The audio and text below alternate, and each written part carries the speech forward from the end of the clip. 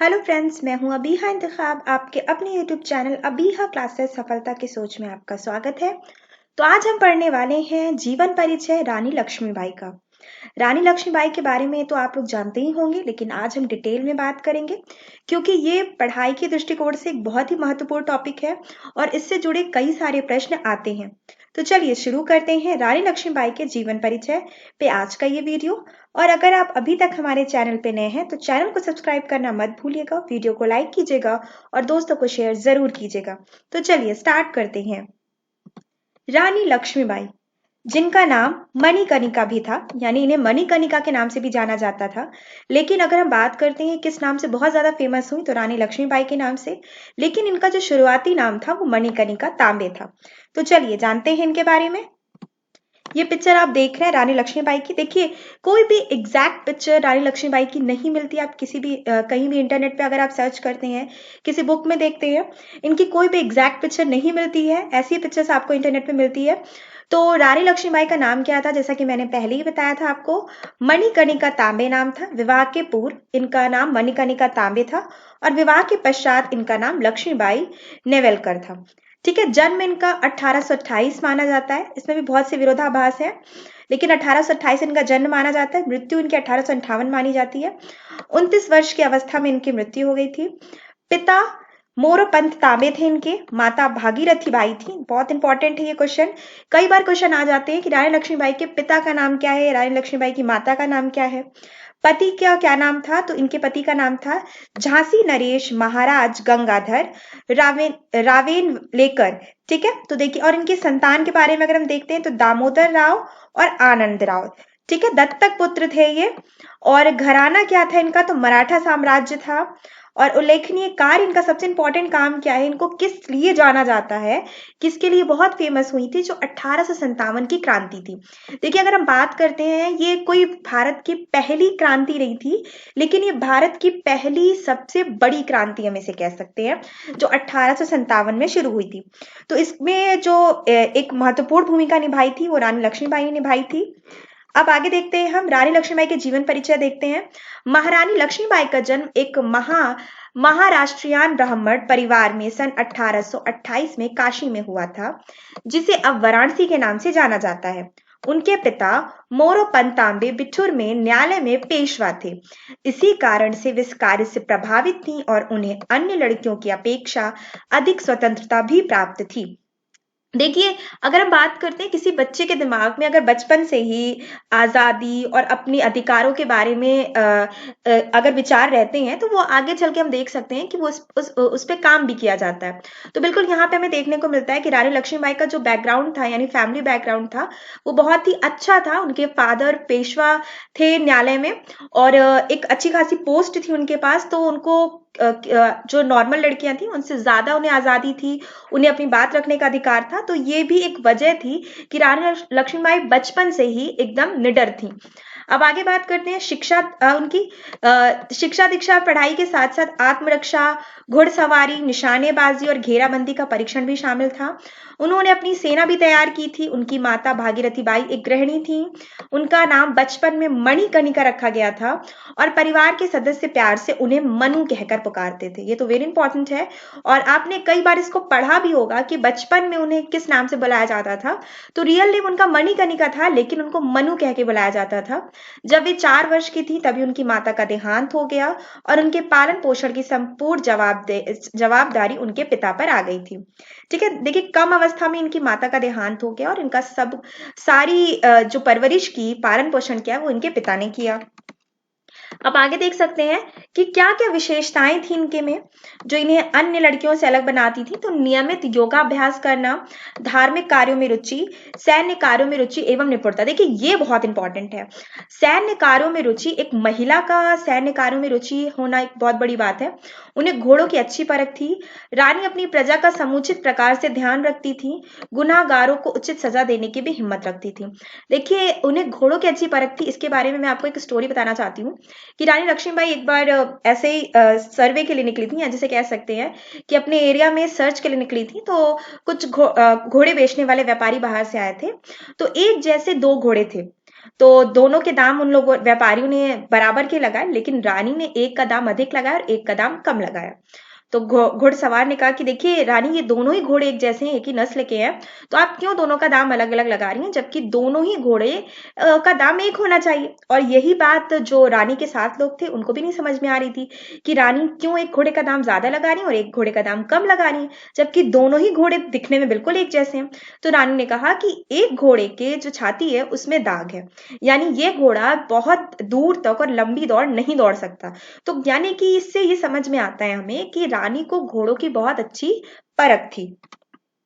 अब आगे देख सकते हैं रानी लक्ष्मीबाई की शादी के बारे में हम देख सकते हैं। सन 1882 में उनका विवाह उत्तर भारत में स्थित झांसी राज्य के महाराज गंगाधर राव नेवेलकर के साथ हो गया। तब वे झांसी की रानी बनी। उस समय वो मात्र 14 वर्ष की थी। ठीक है, विवाह के पश्चात ही उन्हें लक्ष्मीबाई नाम मिला। उनका विवाह प्राचीन झांसी में स्थित गणेश मंदिर में हुआ। सन 1851 में उन्होंने एक पुत्र को जन्म दिया जिसका नाम दामोदर राव रखा गया, परंतु दुर्भाग्यवश वह मात्र 4 माह तक ही जीवित रह सका। फिर इसके बाद वो एक बच्चा गोद भी लेती हैं जो उनका दत्तक पुत्र बनता है, और जिसको हम आगे चलते हैं देखते हैं कि जिस वजह से ये पूरा संग्राम होता है झांसी का, कि अंग्रेजों की नीति थी कि कोई भी बच्चा जो अडॉप्ट करेगा राजा, तो उसको वो प्रॉपर्टी नहीं ट्रांसफर कराई जाएगी, यानी उसे उत्तराधिकारी नहीं माना जाएगा, बल्कि वो पूरी की पूरी जितनी भी संपत्ति है, जितने भी राज्य हैं, वो अंग्रेजों के हाथ में चले जाएंगे, क्योंकि दत्तक पुत्र को अधिकार नहीं मिलेगा उत्तराधिकारी का। तो यहाँ पे भी एक बहुत बड़ी वजह रहती है झांसी को लेके, कि जो दामोदर राव रहते हैं उनकी मृत्यु हो जाती है, यानी कि जो इनके पुत्र रहते हैं तो फिर दत्तक पुत्र होते हैं। आनंद राव फिर उनके भी हम देख सकते हैं कि रानी लक्ष्मीबाई के वो सगे बेटे नहीं होते, तो इस वजह से अंग्रेज कहते हैं कि नहीं भाई, इनको उत्तराधिकारी हम नहीं मानते, और वो झांसी पर अटैक कर देते हैं। तो ये हम देखते हैं कि 1857 में एक बहुत बड़ी क्रांति में रानी लक्ष्मीबाई की भी हिस्सेदारी होती है, और उनका एक बहुत मशहूर लाइन है कि मैं अपनी झांसी किसी को नहीं दूंगी। ठीक है, तो ऐसा कहा जाता है कि महाराज गंगाधर राव नेवेलकर अपने पुत्र की मृत्यु से कभी उभर नहीं पाए, और सन 1853 में महाराज बहुत बीमार पड़ गए। तब उन दोनों ने मिलकर अपने रिश्तेदार महाराज गंगाधर राव के भाई के पुत्र को गोद लेना निश्चित किया। इस प्रकार गोद लिए पुत्र के उत्तराधिकारी पर ब्रिटिश सरकार कोई आपत्ति न ले, इसलिए यह कार्य ब्रिटिश अफसरों की उपस्थिति में पूर्ण किया गया। इस बालक का नाम आनंद राव था, जिसे बाद में बदलकर दामोदर राव रखा गया। ठीक है, देखिए स्टार्टिंग में आनंद राव नाम था, लेकिन इनका जो पुत्र था उसका नाम दामोदर राव इन्होंने रखा था।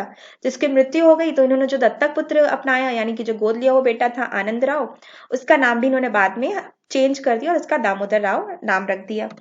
अब आगे देख सकते हैं कि रानी लक्ष्मीबाई का उत्तराधिकारी बनना। 21 नवंबर 1853 में महाराज गंगाधर राव नेवेलकर की मृत्यु हो गई।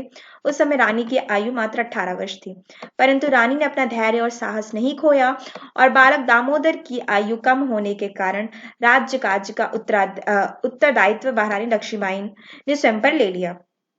उस समय लॉर्ड डलहौजी गवर्नर था। देखिए लॉर्ड डलहौजी की नीति थी कि कोई भी दत्तक पुत्र को उसका अधिकार नहीं दिया जाएगा।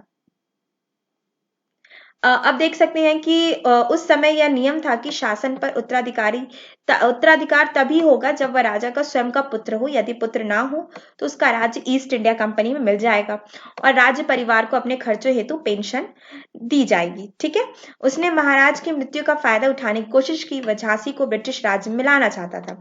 कौन? लॉर्ड डलहौजी। उसका कहना था कि महाराज गंगाधर राव नेवेलकर और महारानी लक्ष्मीबाई की अपनी कोई संतान नहीं है, और उसने इस प्रकार गोद लिए गए पुत्र को राज्य का उत्तराधिकारी मानने से इनकार कर दिया। तब महारानी लक्ष्मीबाई ने लंदन में ब्रिटिश सरकार के खिलाफ मुकदमा दायर किया, पर वहां उनका मुकदमा खारिज कर दिया गया। साथ ही आदेश भी दिया गया कि महारानी झांसी के किले को खाली कर दें और स्वयं रानी महल में जाकर रहें। इसके लिए उन्हें ₹60,000 की पेंशन दी जाएगी, परंतु रानी लक्ष्मीबाई अपनी झांसी न देने के फैसले पर अडिग थीं। वे अपनी झांसी को सुरक्षित करना चाहती थीं, जिसके लिए उन्होंने सेना संगठन प्रारंभ कर दिया। संघर्ष की शुरुआत। मेरी झांसी नहीं दूंगी। 7 मार्च 1854 की ब्रिटिश सरकार ने एक सरकारी गजट जारी किया, जिसके अनुसार झांसी को ब्रिटिश साम्राज्य मिलने का आदेश दिया गया। लेकिन रानी लक्ष्मीबाई को ब्रिटिश अफसर एलिस द्वारा यह आदेश मिलने पर उन्होंने इसे मानने से इनकार कर दिया और कहा, मेरी झांसी नहीं दूंगी। और अब झांसी विद्रोह का केंद्र बिंदु बन गया। रानी लक्ष्मीबाई ने कुछ अन्य राज्यों की मदद से एक सेना तैयार की, जिसमें केवल पुरुष ही नहीं अपितु महिलाएं भी शामिल थीं, जिन्हें युद्ध में लड़ने के लिए परीक्षण दिया गया था। उनकी सेना में अनेक महारथी भी थे, जैसे गुलाम खान, दोस्त खान, खुदा बख्श, सुंदर मुंदर, काशीबाई, लाला भाऊ, बख्शी, मोतीबाई, दीवान रघुनाथ सिंह, दीवान जवाहर सिंह आदि। उनकी सेना में लगभग 14,000 सैनिक थे। ठीक है, 10 मई 1857 को मेरठ में भारतीय विद्रोह प्रारंभ हुआ, जिसका कारण था जो बंदूक की नलियों में गोलियां थी, उस पर सुअर और गौमांस की परत चढ़ी थी। तो देखिए, जो 303 बुलेट थी, जो 1857 में आई थी, अंग्रेजों के थ्रू बनाई हुई ये बुलेट थी। तो इस बुलेट को जब राइफल में डालना होता था, इसको मुंह से खोलना होता था, और इसकी कैप पे सुअर और गौमांस की परत चढ़ी होती थी। तो ना ही इसको मुसलमान सैनिक और ना ही इसको हिंदू सैनिक खोल सकते थे, क्योंकि दोनों के ही धर्म के खिलाफ था। तो जिसको लेके मंगल पांडे ने एक बहुत बड़ा रेवोल्यूशन स्टार्ट कर दिया। फिर वो रेवोल्यूशन सिपाही, अगर हम कहें कि 1857 का विद्रोह जो स्टार्ट हुआ, तो वो एक सिपाही विद्रोह से स्टार्ट हुआ था। तो मैं इस पे वीडियो बनाऊंगी, अगर आप कमेंट सेक्शन में मुझे बताइएगा कि अगर आप इसमें डिटेल में जानना चाहते हैं, तो मैं इस पे डिटेल में वीडियो बनाऊंगी। तो अभी हम बस इतना ही जानते हैं, आगे देखते हैं। इससे हिंदुओं की धार्मिक भावनाओं पर ठेस लगी थी, और इस कारण यह विद्रोह देश भर में फैल गया था। इस विद्रोह को दबाना ब्रिटिश सरकार के लिए ज्यादा जरूरी था, अतः उन्होंने झांसी को फिलहाल रानी लक्ष्मीबाई के अधीन छोड़ने का निर्णय लिया। इस दौरान सितंबर अक्टूबर 1857 में रानी लक्ष्मीबाई को अपने पड़ोसी देशों ओरछा दतिया के राजाओं के साथ युद्ध करना पड़ा, क्योंकि उन्होंने झांसी पर चढ़ाई कर दी थी। इसके कुछ समय बाद मार्च 1858 में अंग्रेजों ने सर ह्यू रोज के नेतृत्व में झांसी पर हमला कर दिया, और तब झांसी की ओर से तात्या टोपे के नेतृत्व में 20,000 सैनिकों के साथ ये लड़ाई लड़ी गई, जो लगभग 2 सप्ताह तक चली। अंग्रेजी सेना किले की दीवार को तोड़ने में सफल रही और नगर पर कब्जा कर लिया। इस समय अंग्रेज सरकार झांसी को हथियाने में कामयाब रही, और अंग्रेजी सैनिकों नगर में लूटपाट शुरू कर दी, और फिर भी रानी लक्ष्मीबाई किसी प्रकार अपने पुत्र दामोदर राव को बचाने में सफल रही। आगे देख सकते हैं, कालपी की लड़ाई। इस युद्ध में हार जाने के कारण उन्होंने सतत 24 घंटों में 102 मील का सफर तय किया और अपने दल के साथ कालपी पहुंची, और कुछ समय कालपी में शरण ली, जहां वे तात्या टोपे के साथ थीं। तब वहां के पेशवा ने परिस्थिति को समझकर उन्हें शरण दी और अपना सैन्य बल भी प्रदान किया। 22 मई 1858 को सर ह्यूज ने कालपी पर आक्रमण कर दिया। तब रानी लक्ष्मीबाई ने वीरता और रणनीति पूर्वक उन्हें परास्त किया और अंग्रेजों को पीछे हटना पड़ा। कुछ समय पश्चात सर ह्यूज ने कालपी पर फिर से हमला किया, और इस बार रानी को हार का सामना करना पड़ा। हारने के पश्चात राव साहेब पेशवा, बंदा के नवाब तात्या टोपे, रानी लक्ष्मीबाई और अन्य मुख्य योद्धा गोपालपुर में एकत्र हुए। रानी ने ग्वालियर पर अधिकार प्राप्त करने का सुझाव दिया, ताकि वे अपने लक्ष्य में सफल हो सकें, और वहीं रानी लक्ष्मीबाई और तात्या टोपे ने इस प्रकार गठित एक विद्रोही सेना के साथ मिलकर ग्वालियर पर चढ़ाई कर दी। वहां उन्होंने ग्वालियर के महाराजा को परास्त किया और रणनीतिक तरीके से ग्वालियर के किले पर जीत हासिल की, और ग्वालियर का राज्य पेशवा को सौंप दिया। अब देख सकते हैं रानी लक्ष्मीबाई की मृत्यु की क्या स्थिति है। तो 17 जून 1858 में किंग्स रॉयल आयरिश के खिलाफ युद्ध लड़ते समय उन्होंने ग्वालियर के पूर्व क्षेत्र का मोर्चा संभाला। इस युद्ध में उनकी सेविकाएं तक शामिल थीं, और पुरुषों की पोशाक धारण करने के साथ ही उनकी वीरता से युद्ध भी कर रही थीं। इस युद्ध के दौरान वे अपने दौरान राजरतन नामक घोड़े पर सवार नहीं थी, और ये घोड़ा नया था, जो नहर के उस पार नहीं कूद पा रहा था। रानी इस स्थिति को समझ गई थी और वीरता के साथ वह युद्ध करती रही। इस समय वो बुरी तरह से घायल हो चुकी थी और वो घोड़े पर ही गिर पड़ी। चूंकि वे पुरुष पोशाक में थी, अतः उन्हें अंग्रेजी सैनिक पहचान नहीं पाए और उन्हें छोड़ दिया। तब रानी के विश्वास पात्र सैनिक उन्हें पास के गंगादास मठ में ले गए और उन्हें गंगा जल दिया। तब उन्होंने अपनी अंतिम इच्छा बताई, कोई भी अंग्रेज अफसर उनकी मृतदेह को हाथ न लगाए। इस प्रकार कोटा की सराय के पास ग्वालियर के फूलबाग क्षेत्र में उन्हें वीर गति प्राप्त हुई, अर्थात वे मृत्यु को प्राप्त हो गई। उन्हें लास्ट टाइम बहुत गोलियां भी लगी थी। एक्चुअल में जो नहर थी, उस नहर को इनका जो घोड़ा था राजरतन, वो नहीं था, एक नया घोड़ा था, और वो नहर को जो एक बड़ा सा नाला था जिसे आप कह सकते हैं, उस नाले को क्रॉस नहीं कर पा रहा था। तो रानी समझ गई थी कि अब वो बच नहीं सकती, लेकिन उन्होंने एक जो मंदिर था, उस मंदिर में जाके अपने अंतिम समय में उन्होंने सांसें ली, और वहां पे उन्होंने कह दिया था कि उनकी जो देह है, यानी उनका जो शरीर है, उसको अंग्रेजी अफसर हाथ ना लगा पाए। तो हमने कंडीशन देखी यहाँ पे कि रानी की मृत्यु के क्या कंडीशन थी और कैसे उन्होंने अपनी झांसी के लिए अपने प्राण तक दे दिए। खूब लड़ी मर्दानी वो तो झांसी वाली रानी थी, बुंदेलो हर बोले के मुंह हमने सुनी कहानी थी। तो अब आगे देख सकते हैं ब्रिटिश सरकार ने 3 दिन बाद ग्वालियर को हथिया लिया। उनकी मृत्यु के पश्चात उनके पिता मोरोपंत तांबे को गिरफ्तार कर लिया और फांसी की सजा दे दी गई।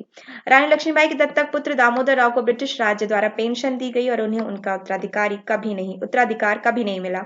बाद में राव इंदौर शहर में बस गए और उन्होंने अपने जीवन का बहुत समय अंग्रेज सरकार को मनाने एवं अपने अधिकारों को पुनः प्राप्त करने के प्रयासों में व्यतीत किया था। उनकी मृत्यु 28 मई 1906 को 58 वर्ष में हो गई थी। इस प्रकार देश को स्वतंत्रता दिलाने के लिए उन्होंने अपनी जान तक न्यौछावर कर दी थी। तो यहाँ पे हमने पूरी बायोग्राफी पढ़ी झांसी की रानी लक्ष्मीबाई की, और हमने जाना कि रानी लक्ष्मीबाई के जीवन के शुरुआती दिनों में क्या स्थिति थी, फिर उनकी विवाह कैसे हुआ, फिर वो झांसी की रानी कैसे बनी, और साथ ही साथ उनके दत्तक पुत्र की पूरी कहानी। तो आज का वीडियो बस इतना ही। वीडियो को लाइक कीजिएगा, दोस्तों को शेयर कीजिएगा। थैंक यू दोस्तों।